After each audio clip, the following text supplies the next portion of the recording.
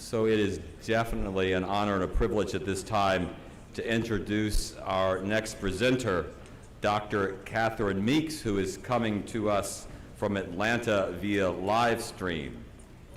Catherine Meeks holds an earned PhD, is the founding executive director of the Absalom Jones Center for Racial Healing in the Episcopal Diocese of Atlanta. Prior to the center's opening, she chaired its precursor, Beloved Community Commission for Dismantling Racism.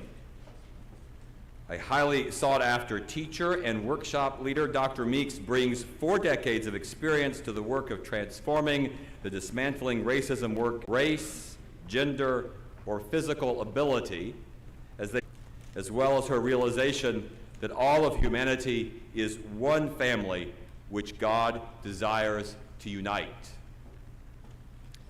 Dr. Meeks is the retired Distinguished Professor of Sociocultural Studies from Wesleyan College and was the founding executive director of the Lane Center for Community Engagement and Service. She characterizes herself, I love this, as a midwife to the soul. She characterizes herself as a midwife to the soul of her students and workshop participants, and has spent many years sharing the insights that she gained from her pursuit of the truth. She is the author of several books and 1 inspirational CD.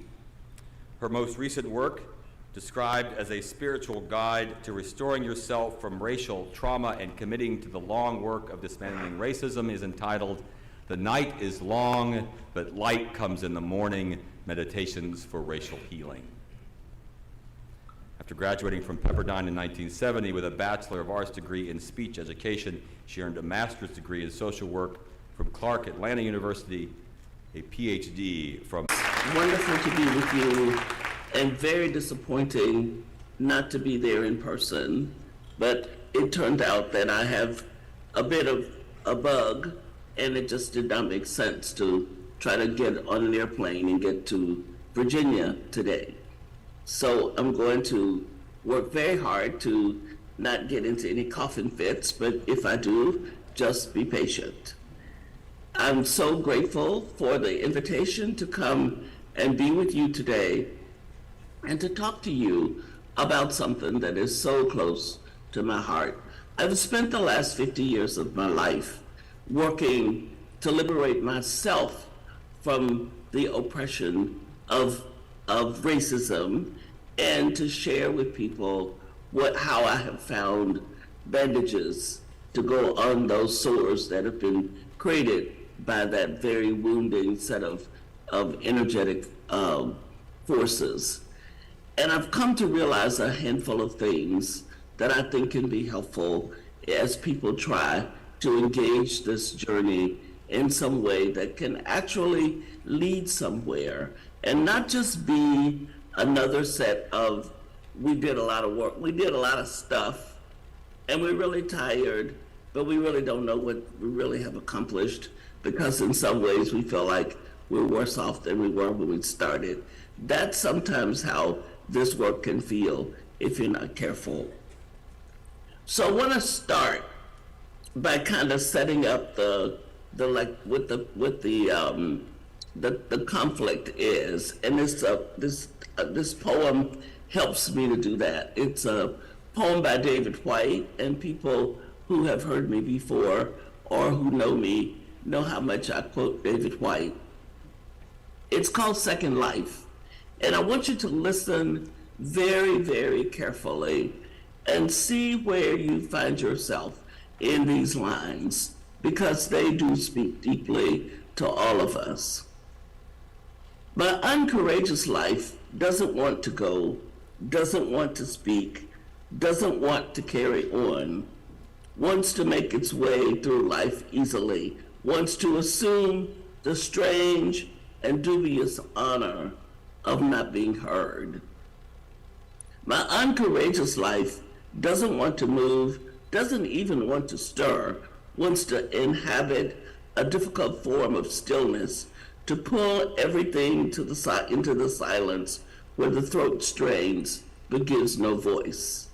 My uncourageous life wants to stop the whole world and keep it stopped, not only for myself, not only for itself, but for everyone in everything it knows, refusing to stir even a single inch until given an exact and final destination.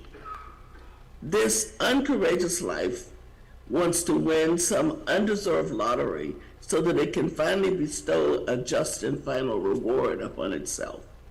No, this second life never wants to write or speak or cook or set the table or welcome guests or sit up talking with a stranger who might accidentally set us traveling again. This second life doesn't want to leave the door, doesn't want to take any path that works its own sweet way through mountains, doesn't want to follow the beckoning flow of a distant river, nor meet the chance weather where a path takes us from one discovered world to another. This second life just wants to lie down, close its eyes, and tell God it has a headache. But my other life, my first life, the life I admire and want to follow, looks on and listens with some wonder and even extends a reassuring hand for the one holding back, knowing there can be no real confrontation without the need to turn away and go back away from it all, to have things be different, and to close our eyes until they are different. No, this hidden life, this first courageous life, seems to speak from silence and in the language of a knowing, beautiful heartbreak. Above all, it seems to know well enough it will have to give back everything received in any form, and even sometimes, as it tells the story of the way ahead, it laughs out loud in the knowledge. This first life seems sure and steadfast in knowing it will come across the help it needs at every crucial place, and thus continually sharpens my sense of impending revelation. This first courageous life, in fact, has already gone ahead, has nowhere to go except out the door into the clear air of morning, taking me with it, nothing to do except to breathe while it can, no way to travel but with that familiar pilgrim movement in the body. Nothing to teach except to show me on the long road how we sometimes like to walk alone, open to the silent revelation, and then stop and gather and share everything as dark comes in, telling the story of a day's accidental beauty. And perhaps most intriguingly, and most poignantly, and most fearfully of all, and at the very end of the long road it has traveled, it wants to take me to a high place from which to see with a view looking back on the way we took to get there, so it can have me understand myself as witness, and thus bequeath me the way ahead, so it can teach me how to invent my own disappearance, so it can lie down at the end and show me, even against my will, how to undo myself, how to surpass myself, how to find a way to die of generosity. I love these notions, the notion of dying of generosity, the reluctance to get in the fray, to get into things. I want to say that I was so amazed when I started some 15 years ago leading the racial healing work. We called it started out being called anti-racism, and then we got a little more progressive and named it dismantling racism. We've gotten a good bit more progressive here now, and we talk about racial healing, which I think comes a lot closer to what we are trying to do than any of those other terms would have indicated. But I was really surprised to see that people did not understand that racial healing and spiritual formation were kin to each other. That seemed to be such a strange notion that somehow or another we were these holy people that gather for all of the things we gather for. And then there's this thing that we did that was separate from all of that, which was to go out in the world and try to see if we could do something about the racism that we had built our whole life and country upon. And we call that dismantling racism or anti-racism. But we didn't see how it was related to our spiritual formation, how it's related to the journey that we've got to travel from our head to our heart, and from sickness to wellness. If we intend to be well people, we do have to deal with this energetic system that we have allowed to take us over. The system that has separated us and caused us to be unable to see God's face in one another, unable to believe that at the end of the day, we're all human beings, all worthy of God's grace and love, and all, by the way, loved by God in the same way. Now, you know, I have to say, every time I say that, I have to stop and put a parenthesis that says, some days I don't want to know that. Because some days there's some people, I just wish God wouldn't love them. And then I could feel justified in what I want to think about them. But the real truth is, I don't get to do that. The real truth is, God loves them just as much as me, and they have every right to have whatever life they choose to have. And that is how I have to show up in the world with that understanding and be ready to engage with people. So then what does that say to us as a collective?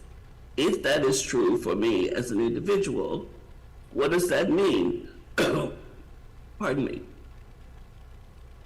I went on your website and I saw a phrase that really caught my imagination. It was embody justice.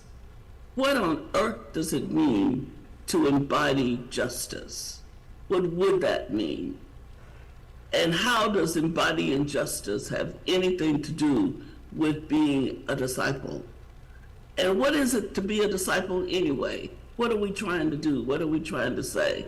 How are we trying to make some dent in this system in the universe that sometimes it seems so contrary? So this, to think now back to this contrast between the first life and second life, the second life doesn't want to ask these questions, doesn't want to be bothered. It's too much trouble. It's disruptive. It messes you up. But I want to say to you, if you're hanging around with Jesus, that's going to mess you up too. Because Jesus is a force that is disruptive. Jesus is asking something of us that's different from what the culture is asking. Jesus is asking us to be open to the possibility that our first life can exist, that our first life can thrive, that our first life can actually have a life. But in order for that to happen, we have to find ourselves willing to live in this kind of conflict, because all of us are human, and we get weary, and we want to drop out, but we know that this work of seeking to see the face of God in everyone is our work. It is about spiritual formation. And oh yes, it is also about racial healing and justice.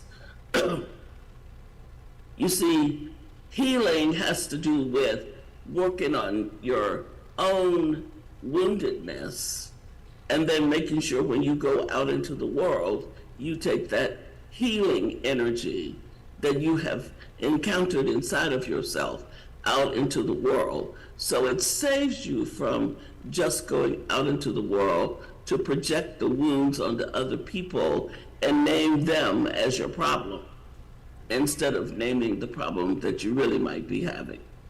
We have so much naming the out there as the problem for us and then we worry about why things can't change. Things don't change as long as we have an inability to properly name what it is that's wrong that we're trying to change. James Baldwin has said that you can't always change everything you can name, but you won't change anything that you don't name. So you sit there this morning in your comfort, and I sit here in mine, and we think about this issue, and we are very divided people in our own country right now. We are divided in our church.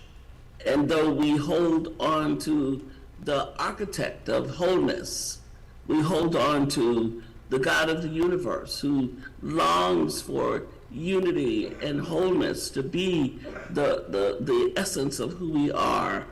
And we come to that place with that God with a bunch of divisions and sometimes an unwillingness to even do anything about it.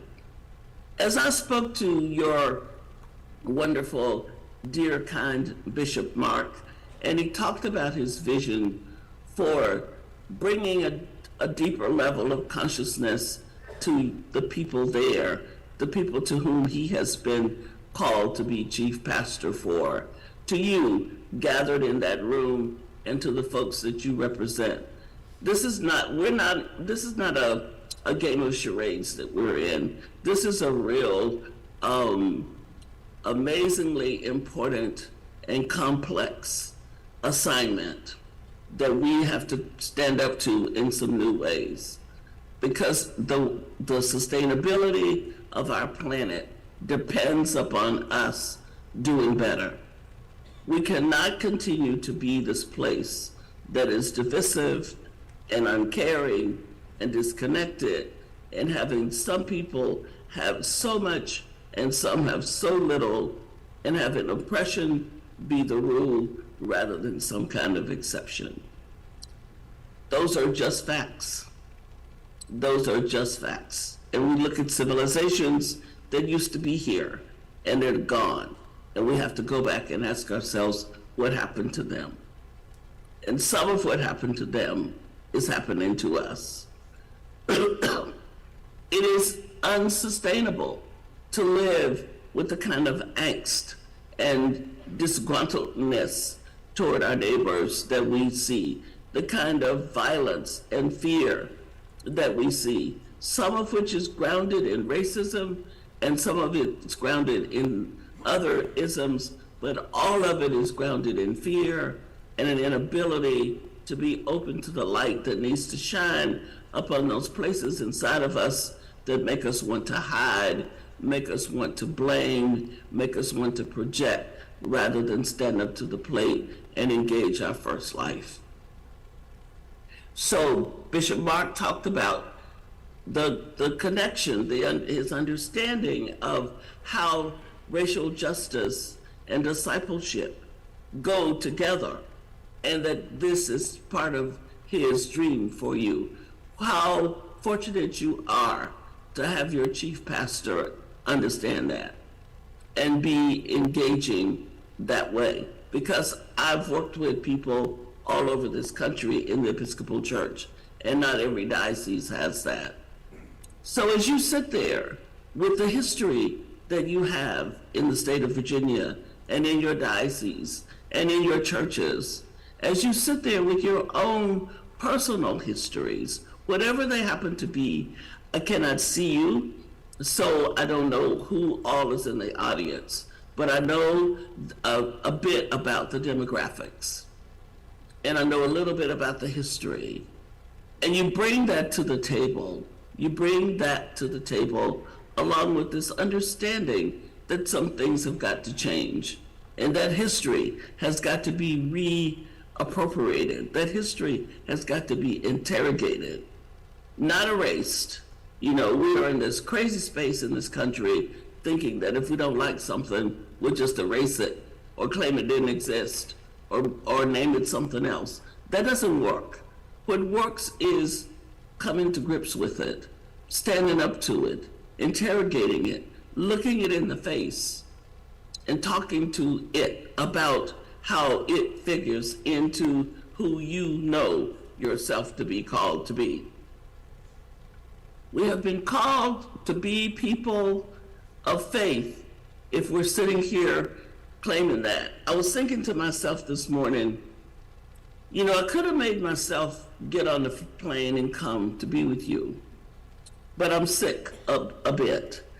And I tell people that they need to take care of themselves. So I said, it's important to practice what you preach.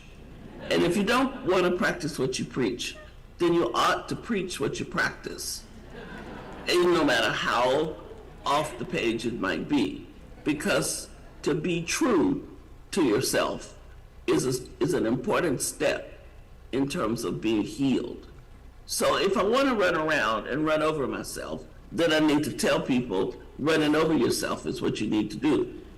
And nobody would believe that, I don't think. I would hope not anyway. So if we want to be well, which is our first question that we have to ask, we have to interrogate ourselves about this racial healing business and healing in general. We have to say to ourselves, everybody has to answer the question for himself or herself. And then we can answer the question collectively. But it's not good enough for the diocese to answer the question, for the bishop to answer the question. Everybody has to say to himself or herself, do I want to be well? And then if you say, yes, I do, then the next question is, well, then what do I need to do? And then you listen for the answer. Where do I need to go? What are the stories that I have organized my life around that I need to interrogate? What are the things that I need to reimagine? How do I need to appropriate or reappropriate the historical narratives that have shaped my life? It's a very personal and individual interrogation that needs to take place. And then you come into community with the willingness to bear witness to the truth of the questions that you've got. And then you begin to see, where do I go from here? Pardon me.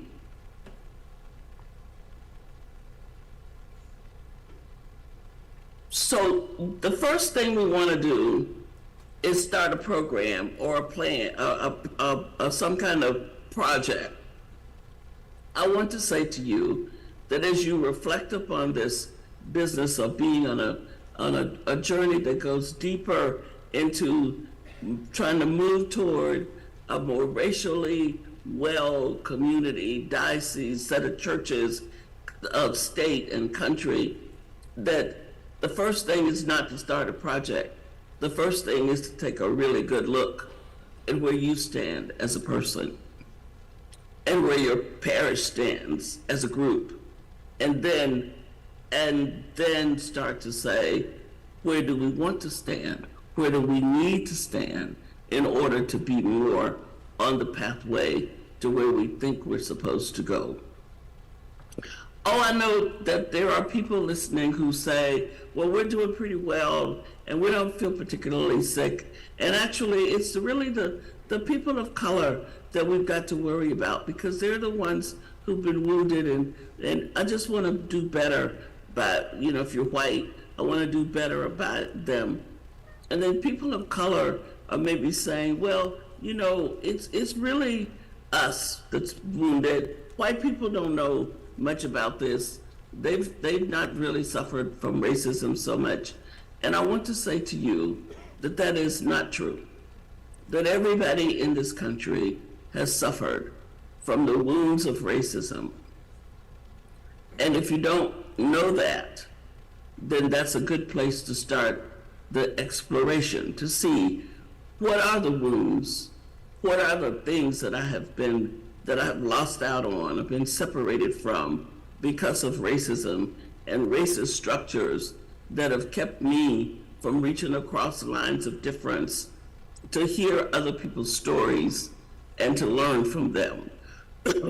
Or if I'm a person of color, as I happen to be, what have I missed out on because I've decided it wasn't for me, or that it was too big of a stretch, or that I should just let it be, or that it'll be too much trouble, or that the list can go on and on.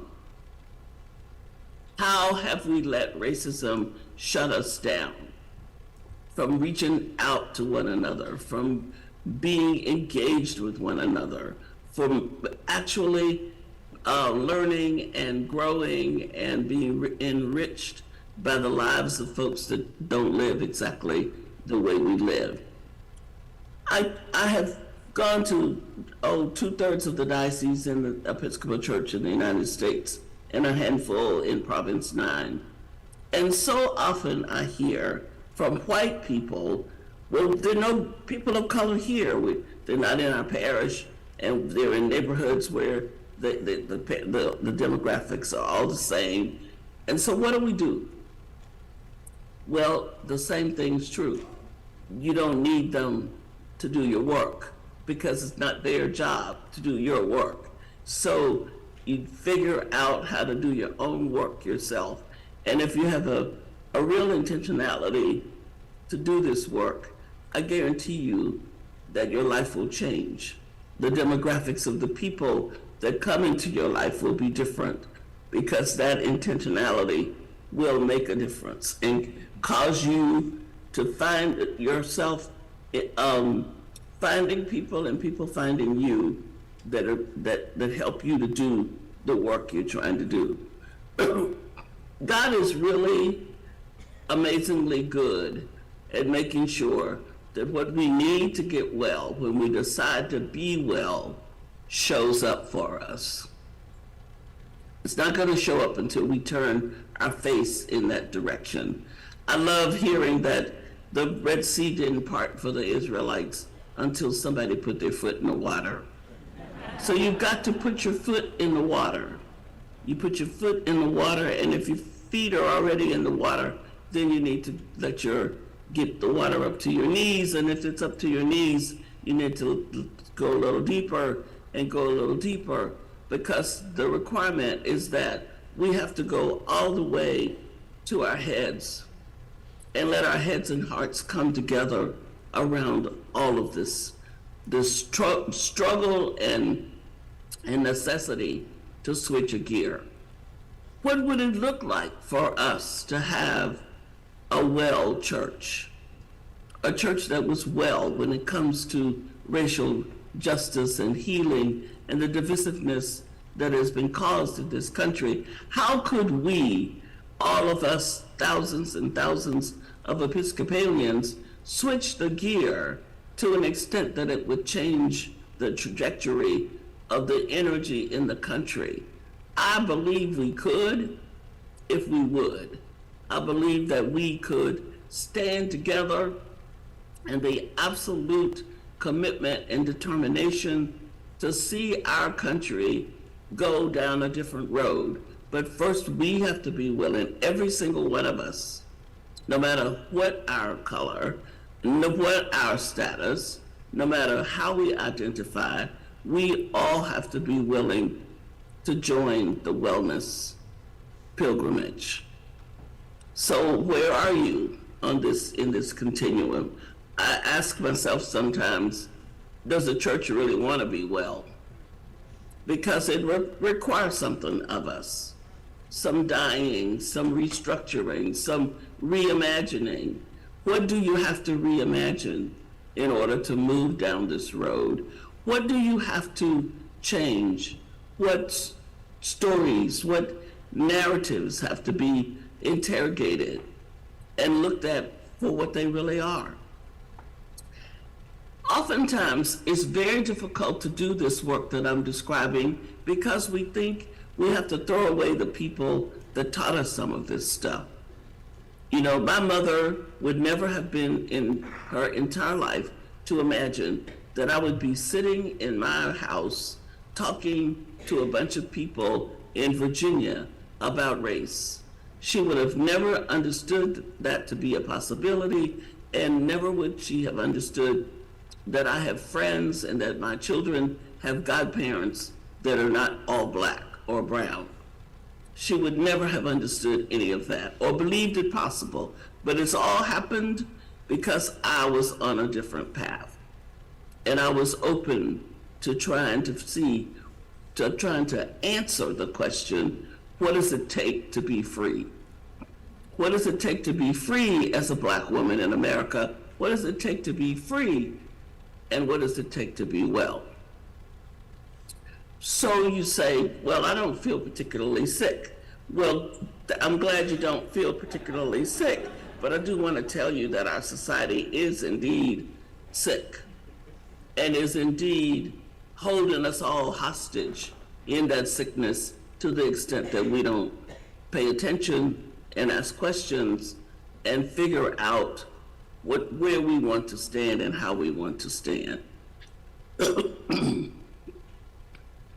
We are too violent, and we are too separated, and we are too quick to just erase each other in our own minds based upon how somebody makes us feel, rather than finding those places in ourselves that are vulnerable and want to hide, so that when somebody external to us does something that is intimidating, we've got a strength inside of us that comes to the forefront, that stands there as a shield and says to that energy, you don't get to destabilize me.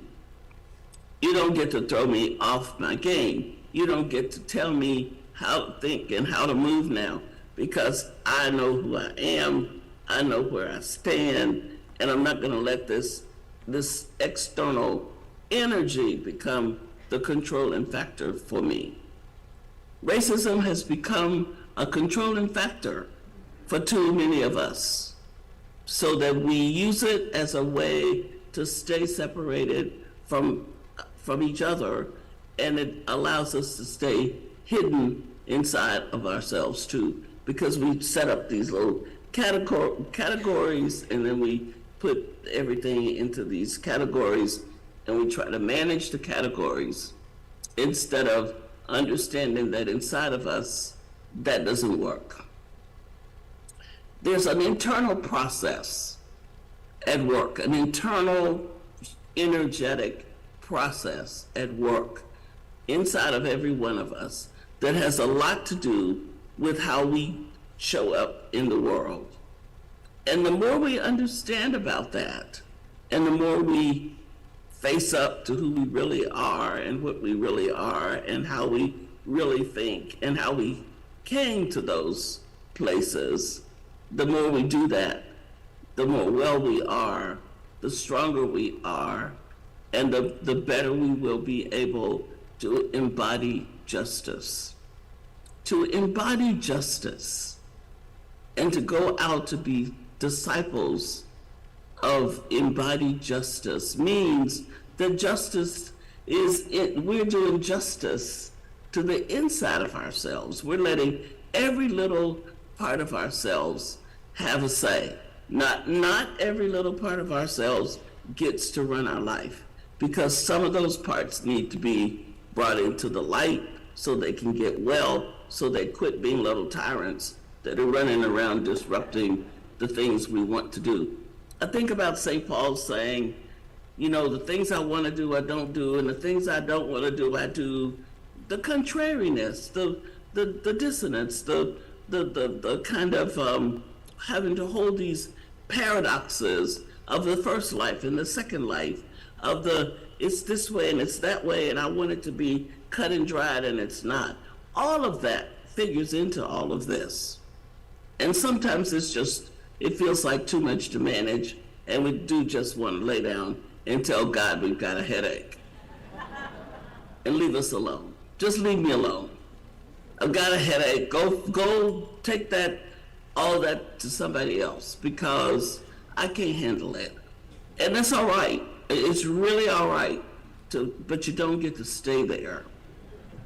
You don't get to camp out. You don't get to build a compound on that line. You just get to acknowledge it and then get up and go on to do whatever is the next thing you need to do. In that lovely book, The Silver Chair by C.S. Lewis, there's a woman, you know, those fairy tales always have somebody gets a task to do and they have to decide what they're going to do, and she gets this task that sounds completely undoable and goes to down by the river and cries herself to sleep. And as she's crying, the river tells her, you go right ahead and cry. But when you get through crying, you still have to figure out what you're going to do. So you can rest. We all can rest. We can take a minute to take a break for a minute. But you know you're taking a break. You're not done. Just how long does it take to get racial healing work done? It takes one lifetime. One lifetime. So we don't get to say, oh, well, didn't we do that already? We had a black president and we did this, and we've got, black folks can go do what they want to do. Brown people can go wherever they feel like going. So what's the problem? And people have said to me, if we quit talking about race, we wouldn't have a problem. We would. Whether we talk about it or not. It's not going to go away because we try to sweep it under the rug.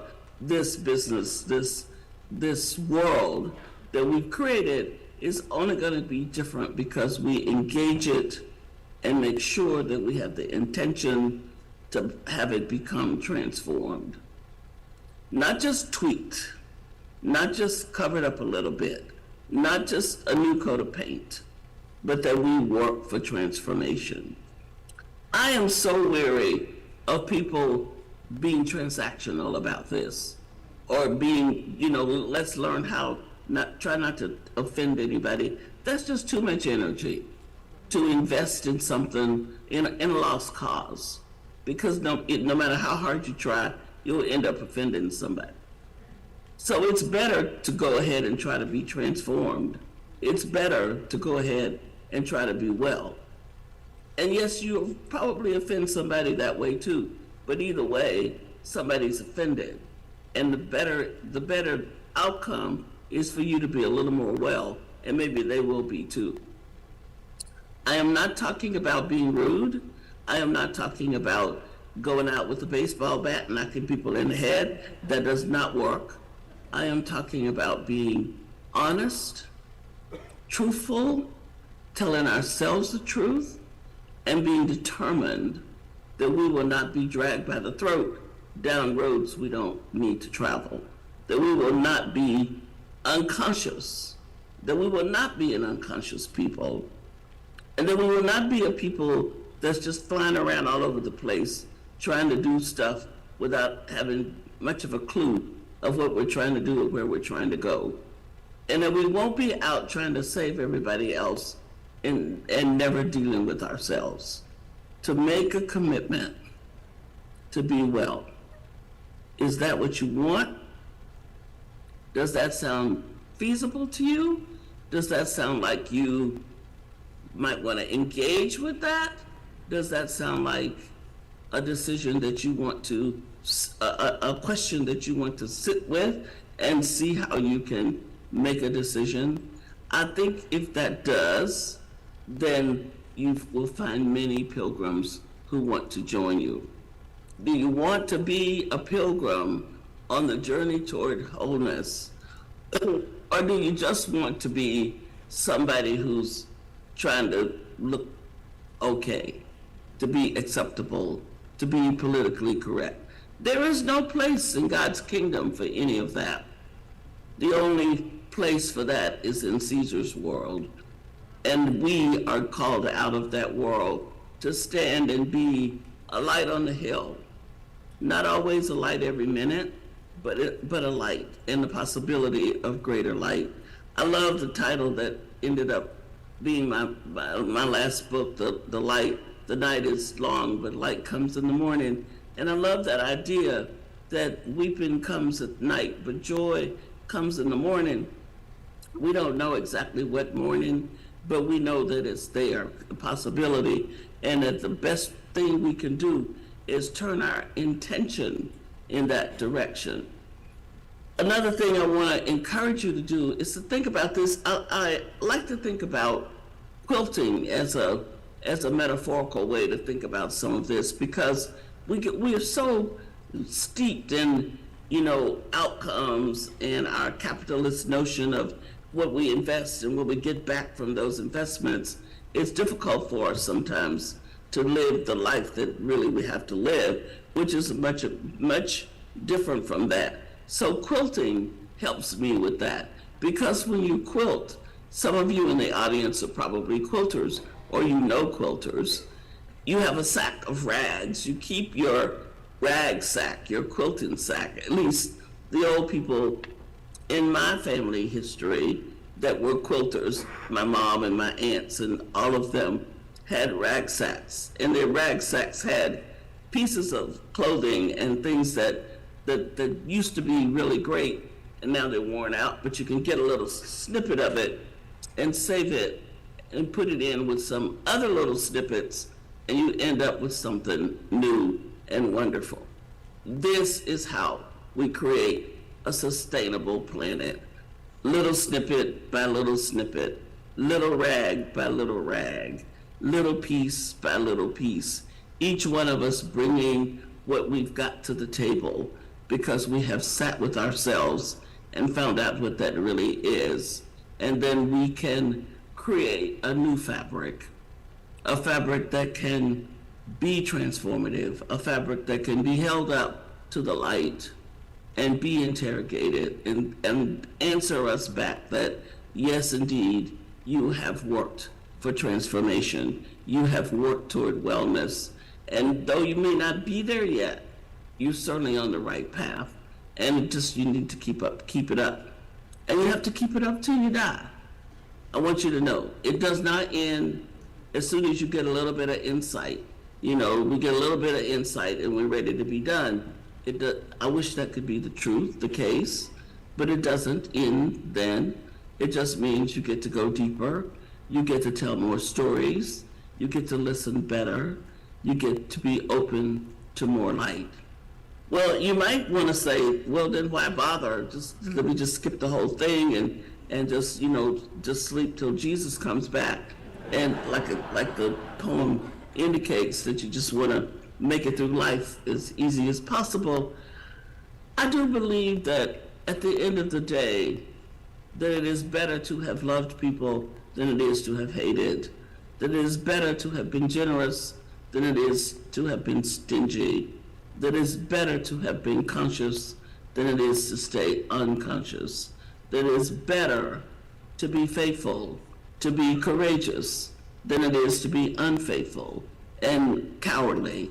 I do believe that the journey itself is enhanced by making those choices as opposed to the ones that are less desirable. So no matter how far you go or how far you wish you had gotten, if you get on this journey with integrity and hope and faith and intentionality, it will be a better life than if you didn't get on it. I often think about, there are religious organizations where people are so preoccupied with going to heaven. And when I was a little kid, they used to tell me that heaven was this place where the streets were lined with gold and you drank milk and honey. And now I think, what a horrible thing. I would be so upset if I had to drink milk with honey. I like honey and I like milk, but I don't want them together. And I can't imagine what it would be like to have to walk around on gold streets. I do understand why my ancestors came up with those notions, because they suffered so much and they had to think that somewhere they were going to get their part of the capitalist pie.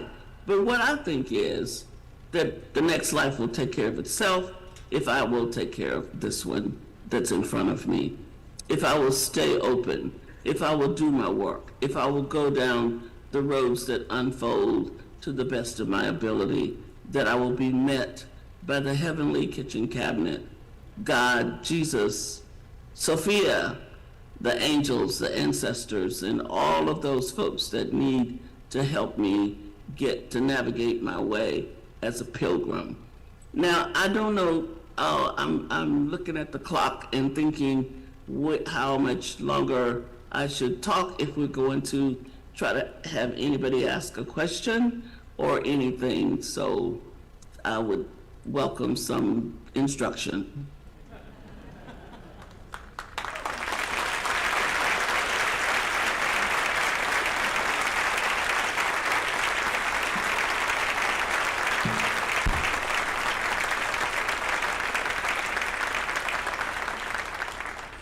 Dr. Meeks, can you hear me?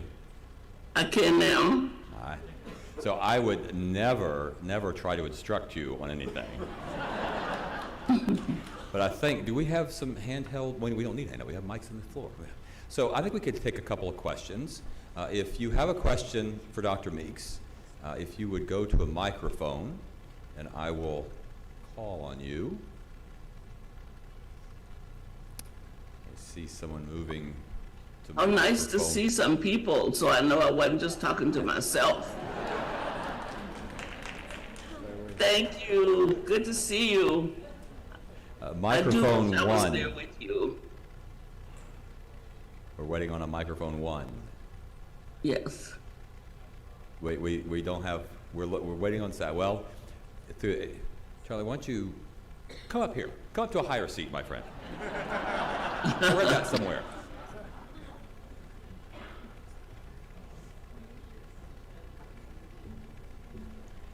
Gracious, don't ask a question if you.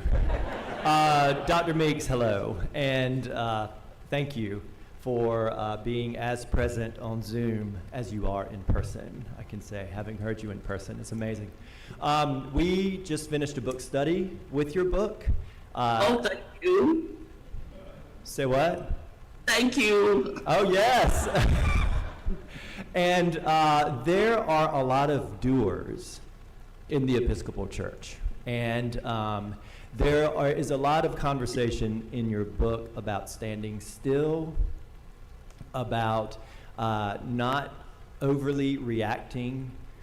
There is a mention in your book and some of the meditations about how can I respond? And there was I have to say, a good amount of pushback against the notion of being still. And that was kind of framed as doing nothing. So I wonder if you could talk a little bit more about that concept and how you approach it, and how we might respond to some of our folks who really are resistant to being still in the presence of this conversation. Yes, thank you very much. That is one of the ways we keep from doing the work, is we get so busy, we skip the inner work that needs to be done. If you do enough outer work, you'll be really tired, and you can really feel like you have done everything you need to do, and you have been running over those questions and the necessity to interrogate yourself. I think the more resistance you have to standing still, the more you need to ask yourself what is that about. And I think that, it troubles me a bit that every time we talk about doing inner work, people assume that's nothing. That's doing nothing. But it is doing something, because then you don't take your stuff out and layer it on other people. Projection is a serious problem in keeping the structures in place. And when you confront your own inner negativity, your own inner demons, your own inner brokenness, you get to own it. Carl Jung says if we all would withdraw our shadow and the stuff we need to claim, evil would vacate the planet. I don't think Jung is right about that, because I think the negative, evil energy is real.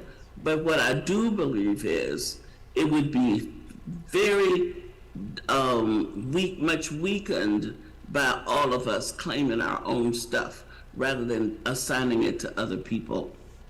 So what I say to people is every one of us has a responsibility to explore those parts of ourselves that get in the way of having us see the face of God in other people.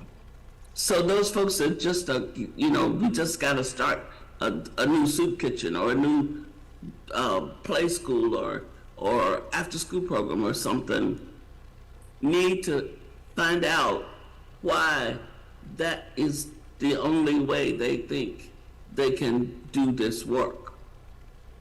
And when they get over that urge and face up to some of the thing that's pushing them beyond sitting and paying attention, they may come to realize that a soup kitchen wasn't what they were supposed to start. There may have been another thing to start. It is not about don't do anything. It is about stand still until what you go out to do is really yours to do. You've answered your questions, your things that you need to face up to and confront. And it never fails. I mean, every time I talk about inner outer work, people actually get distressed, and sometimes people actually get mad at me for even talking about it.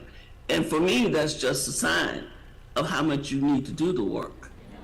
Because all of us are complicated.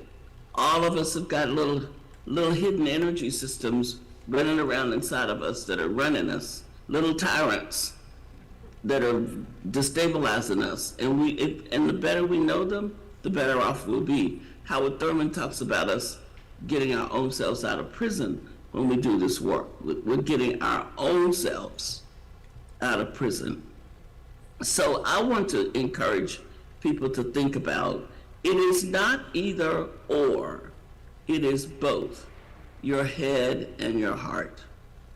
And yes, you do need to do something in the external world to verify that you're trying to work to embody justice, but you need to make sure of who it is that you're taking to the external world to do that work.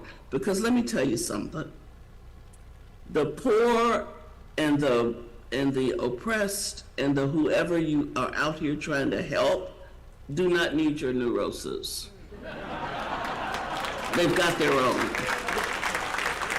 And so if I work on myself, I can take a better self out there to try to share. And it's a good thing to do. And all of us have got some wounds that we need to work on, and we need to know what they are. And you can't find out by just staying busy and running over yourself. You just can't. It just doesn't work that way. So I hope that helps. But I know that question so much, and I've heard it so much, and it took me a long time to be courageous enough to really be this clear-headed about it, because I thought, my goodness, let me think about this carefully. And I've thought about it, and I'm still there. That if you don't do this work, if you don't do the inner work, you'll never do anything else that really matters. You'll just be like a little gerbil on a wheel, spinning in a hurry. So the secretary tells me we have until the top of the hour. I could even go a little longer than that. Ooh, such power I have. Dr. Meeks, are you willing to take another question or two? Yes, I am. If someone has a question, could make their way to a microphone. Anybody?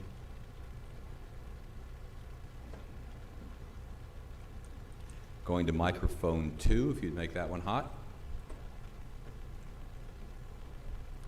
Let's see if we get microphone 2 hot. Still nothing. She's nothing. So tap on, okay, they're telling me in the back that you need to come up here because they're having some issues.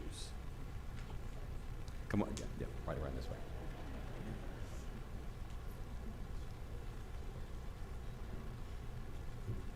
Hello and good morning. Morning. Can you hear me? Tess? Yes. Can you hear me? I can, yes.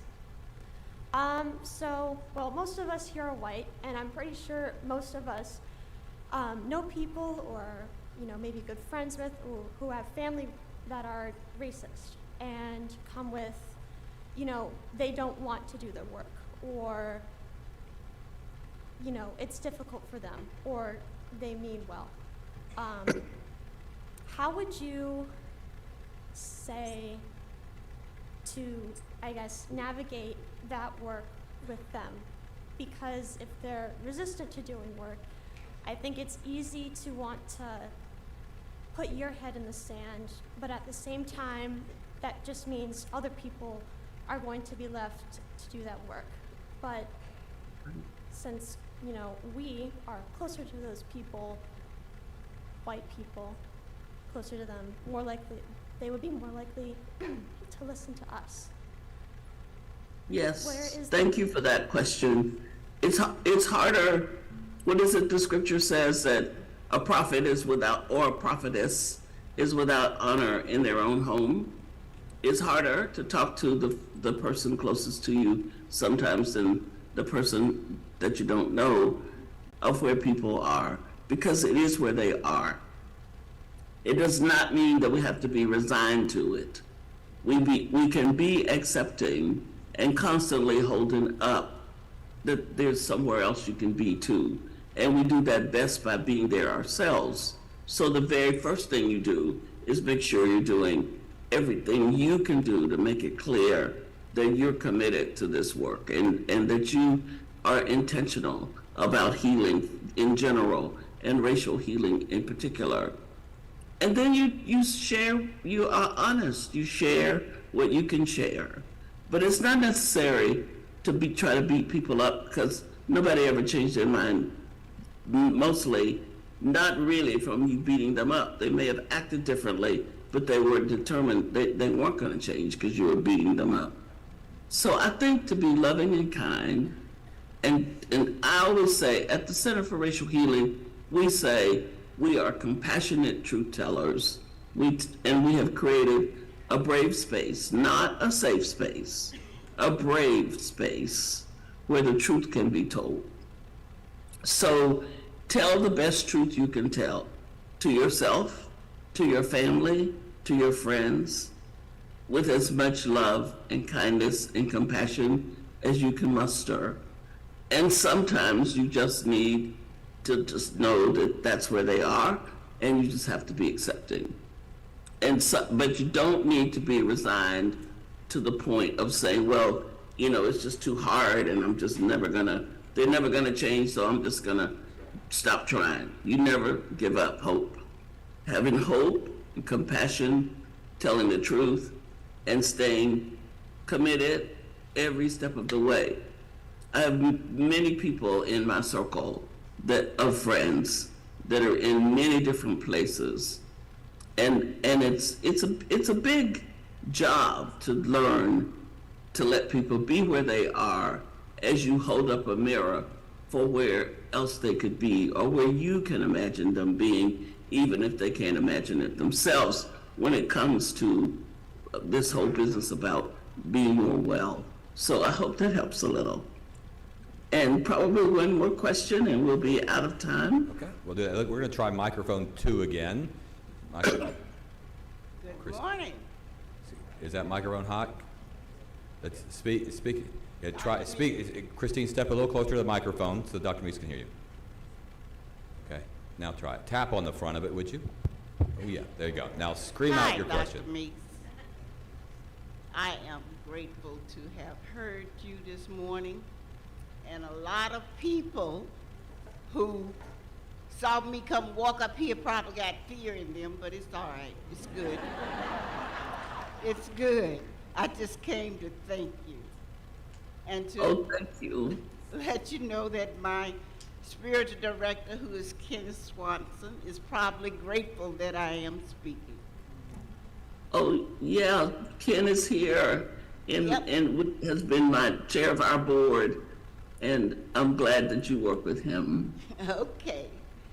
But anyway, the people still got fear in them because I walked up. Well, you don't look that like you'll harm anybody to me. Dr. Meeks, thank you ever so much. This has been wonderful. Well, thank you all so much, and I hope to be able to come and be with you at some point in the future. And I was so looking forward to being there today. And I wish you the very best as you go forward and continue to be committed to embodying justice and being real disciples.